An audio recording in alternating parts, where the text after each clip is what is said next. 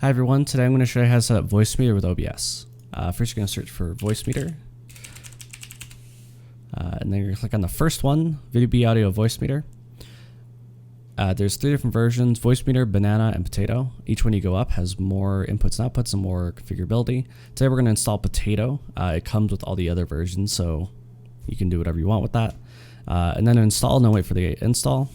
Once the install is done, click the installer, click yes. And when you have the window pop up, yours will say install, not remove. I already have it installed. Click install, wait for it to install, and it'll ask you to restart your computer, and then just come back to this when you're done. Once your computer restarts, go ahead and open Potato. That's the version we'll be working with, but once you learn Potato, you can transfer these to other versions if you like.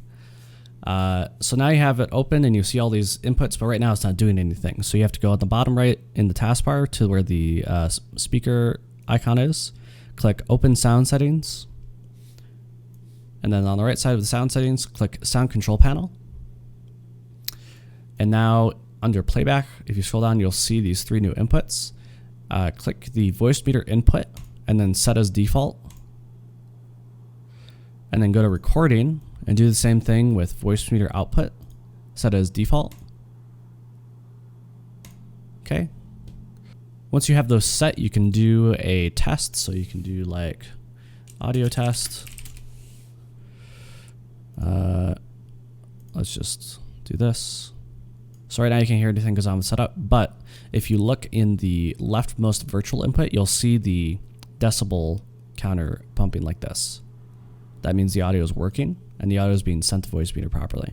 Once you have that set up, we'll go over to the top right of Voicemeeter. You'll see hardware out, and you'll see a bunch of different options. You'll see A1, A2, A3, A4, A5. Click on A1, and then select whichever device is your audio device. So for example, my speakers are Sound Blaster Audigy FX. You might have something like Realtek or high definition audio device. So click that. And then once you click that, go back over to the virtual input over here and click A1. So now what this is doing is it's taking the audio that's being sent to it and pushing it to your headphones. So once you start playing this audio again, you should hear it. We're gonna make sure your microphone works. So on the very, very left here, go to where it says hardware input 1 on the left. Mine's named AT2020 because I renamed it. And click whichever one is your microphone. So like for example, mine is microphone 3 USB audio codec. And that's the microphone I'm currently using. If you want to rename it, you can right click on it and type it in and then press enter. And then what you're going to do, if you want to test your microphone just to hear yourself, you can press A1 and you should be able to hear yourself. Using this, you can monitor your output and then do different changes if you want. To get OBS to hear it, we're going to move over to the OBS client. So once we go over to OBS, click the settings button and then go down to audio. And then what you're going to do is, I personally, actually, this should be set to default or disabled. Set desktop audio and desktop audio 2 to disabled, and then set mic auxiliary audio to Voicemeeter output. And then press apply. Press OK, and then go back to Voicemeeter. And now on the very leftmost input that you just used for your microphone, click B1. Once you set B1, if you go over to OBS, you should see the input coming in through mic aux in the audio mixer. So how do we get the audio over to OBS? So just like you pressed B1 on your microphone input, you're going to do the same thing here. So I'm just playing some test audio and you can see it working here. And then once I click B1, you should hear it. So this is the bare minimum that you have to do to get Voicemeeter working with OBS. Now I'm going to go into some other things that I have set up that I personally like. So one cool feature with Windows is that they recently added the option to select which output and which input you want to use for a certain application. So if you go on the bottom right where the speaker is, right click and press Open Sound Settings. Let me full screen this. On the bottom you'll see Advanced Sound Options, and you can click App Volume and Device Preferences.